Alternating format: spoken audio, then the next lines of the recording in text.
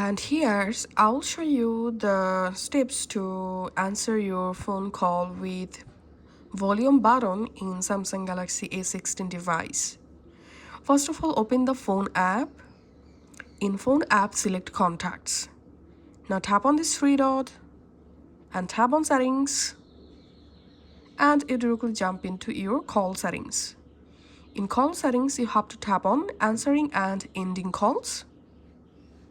And under answering and ending call section, here you will find press volume up to answer calls option.